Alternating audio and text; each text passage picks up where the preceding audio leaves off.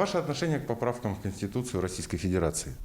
Ну, отношение положительное, потому что считаем действительно, что поправки эти назрели, потому что время как бы стремительно, то есть очень много изменений. Хотелось бы отдельно выделить меры социальной поддержки, которые будут закреплены в Конституции, это индексация и так далее. Но все-таки хотелось бы также рассмотреть каждую поправку отдельно, то есть и чтобы голосование было организовано по каждой поправке отдельно, а не общим пакетом.